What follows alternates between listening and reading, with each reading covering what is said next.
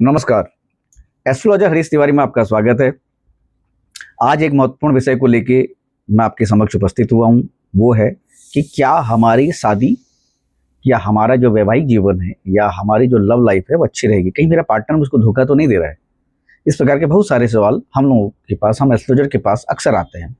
और आज के दौर में खास तौर पर ज़्यादातर प्रेम संबंधों को लेके या अपने वैवाहिक जीवन को लेके बहुत सारे सवाल लोगों के मन में होते हैं। शादी से पहले किस प्रकार, बाद में क्या स्थिति होगी, कुंडली मिलान करना चाहिए नहीं करना चाहिए, बहुत सारे विषय हैं। लेकिन मैं अभी बात जो करूंगा वो करूंगा कि आपके वैवाहिक जीवन में या आपके लव लाइफ में आपको कहीं धोखा तो नहीं मिल रहा है, कहीं ऐसा तो नहीं आपका पार्टनर आपको धोखा दे रहा है, या इस प्रकार की स्थिति बन रही है आगे भविष्य में अगर आप शादी भी करते हैं तो कहीं ऐसी स्थिति तो नहीं बन रही है। आमतौर पर इस प्रकार के बहुत सारे सवाल हम लोगों के सामने आते ही आते हैं। तो अगर आप भी इस प्रकार की किसी समस्या से जूझ रहे हैं, आप शादी करने जा रहे हैं या आप प्रेम संबंधों में जा रहे हैं और ये सोच रहे हैं कहीं आपके पार्टनर आपको धोखा तो नहीं दे रहा है, तो ज्योतिष में बहुत सारे छोटे छोटे सूत्र हैं जिनके आधार पर आप ये देख सकते हैं। हालांकि आपको इन सब चीजों के लिए भी ज्योतिषी की ही जरूरत पड़ेगी, जो आपको बेहतर तरीके से समझा पाएंगे कि आपके जीवन में जो आने वाली दिक्कतें वो किस प्रकार से आ सकती हैं, वैवाहिक जीवन में आ सकती है, लव लाइफ में आ सकती है, आपका पार्टनर आपको धोखा दे सकता है, भविष्य में नहीं दे सकता है। इस प्रकार की चीजें वो आपको ज्योतिषी ही बेहतर तरीके से बता सकता है। और अगर इस प्रकार की कोई संभावना बन भी रही है तो जो ज्योतिषी है, जो एस्ट्रोलॉजर है, वो आपको उसके लिए कोई रेमेडी भी बताएगा कि आप ऐसा कर लीजिए तो आपको उस ग्रह से जुड़ी कुछ एनर्जी हो सकती है और राशि से जुड़ी एनर्जी हो सकती है, उस बारे में आपको बताएगा। लेकिन अगर आप देखेंगे आज के दौर में बहुत सारी शादियां शादी के पहले दूसरे तीसरे महीने में ही बहुत स्थिति खराब हो जा रही है। बहुत सारे ऐसे मेरे सामने एग्जाम्पल है कि एक लड़की एक लड़का एक रिलेशनशिप में थे, 5 साल पूरे रिलेशनशिप में रहे और 5 साल रिलेशनशिप में रहने के बाद, लिव इन रिलेशन में रहने के बाद उनको कोई दिक्कत नहीं थी। लेकिन जब बाद उन्होंने प्लान किया कि अब हमको शादी कर लेनी चाहिए, तो जब वो शादी की तो उस लड़की की, क्योंकि लड़की की तरफ से मेरे पास कॉल आई थी कंसल्टेंसी के लिए, उस लड़की ने बताया कि क्योंकि पुरानी क्लाइंट थी मेरी, तो मैं जानता था कि वो रिलेशनशिप में, तो शादी को लेके उन्होंने पूछा तो हमने कहा ठीक है कर लीजिए, लेकिन दिक्कत है उस वक्त भी।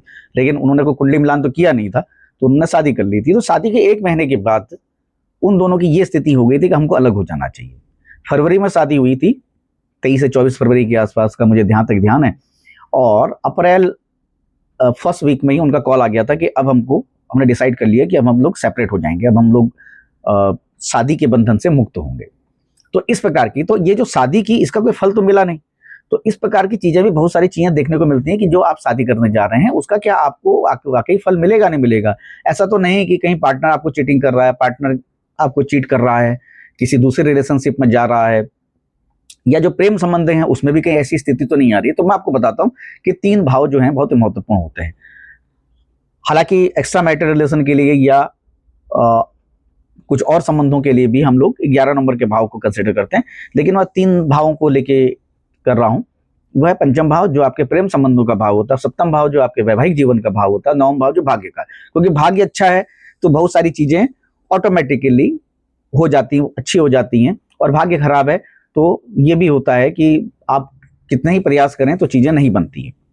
तो अब आपको ये देखना है कि पंचम भाव कैसा है आपका। पंचम भाव में आपके लग्नेश के ही मित्र राशि है, लग्नेश बैठे हैं, या पंचम भाव का स्वामी कहाँ बैठा है, वो अपने मित्र राशि में बैठा है, अपने शत्रु राशि में बैठा है।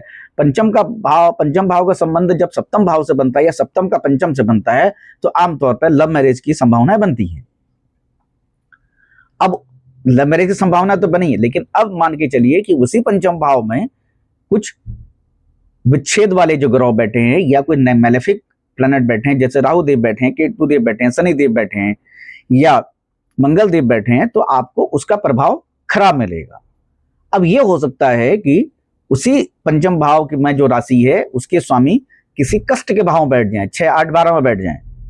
तो अब लव मैरिज कर रहे हैं आप, सप्तम का और पंचम का आपस में संबंध बना, और पंचम भाव के स्वामी या सप्तम भाव के स्वामी आपके अपने से कष्ट के भाव में बैठ जाएं, 6, 8, 12 में बैठ जाएं, जिनको त्रिक भाव कहा जाता है, जो जीवन में हमको कष्ट देते हैं, या अपने से छठे में बैठ जाएं। मतलब प्रेम संबंध का जो स्वामी है वो अब 10वें नंबर के भाव में बैठ जाए। पंचम का जो भाव का स्वामी है अगर वो 10वें भाव में बैठ जाएगा तो अपने से छठा चला गया, तो क्या होगा कि दिक्कत आएगी। किस दिक्कत कहां से आएगी? दिक्कत आएगी आपके काम को लेके।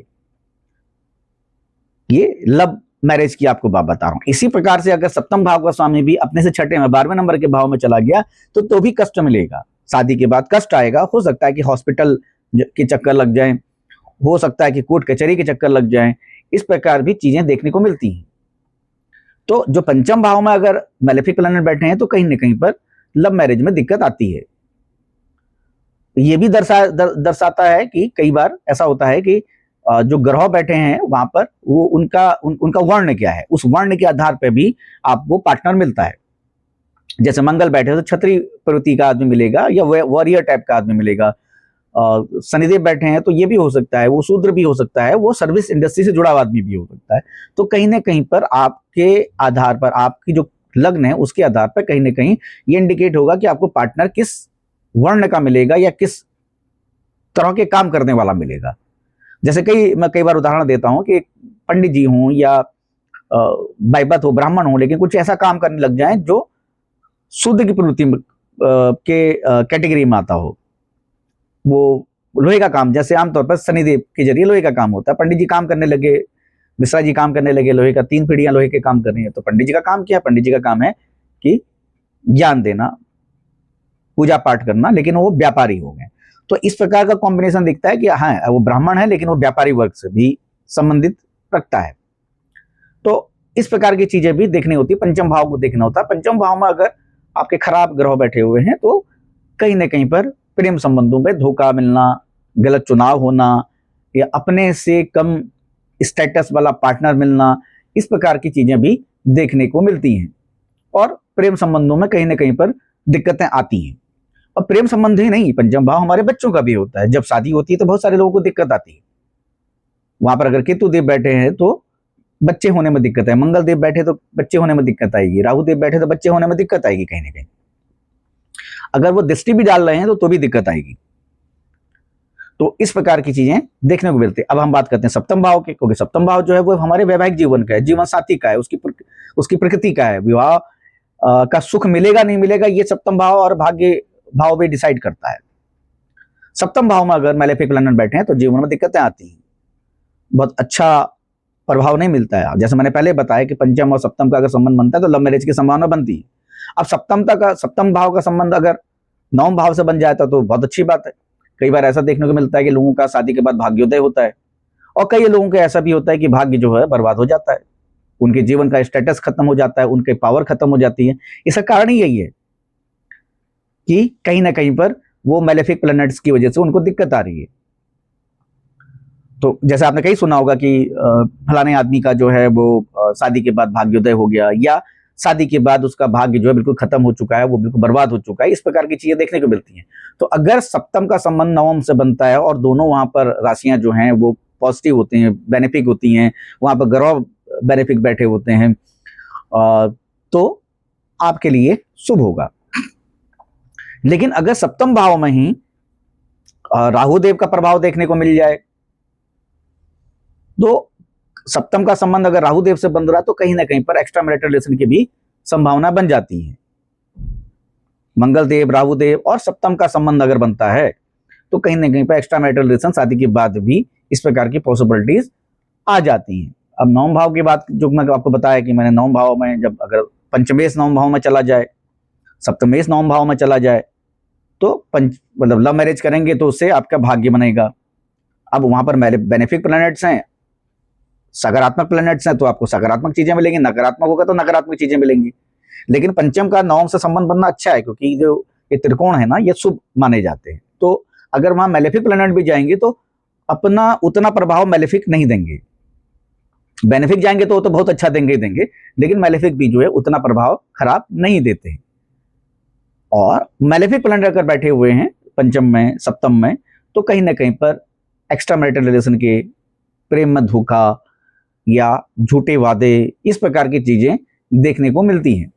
कई बार ऐसा होता है कि शादी हो जाती है और शादी के बाद मालूम चलता है कि पहले से ही किसी के साथ रिलेशनशिप है, पहले से ही कोई रिलेशनशिप चल रहा है, तो फिर रिलेशनशिप में जो जहां शादी की है फिर वहां दिक्कत आती है। जैसे राहु देव जो हैं या केतु देव जो हैं ये डिस्टेंस क्रिएट कर देते हैं। राहु देव इल्यूजन क्रिएट कर देंगे और केतु देव जो हैं वो डिस्टेंस क्रिएट कर देंगे, वैसे ही डिस्टेंस क्रिएट शनिदेव भी करते हैं।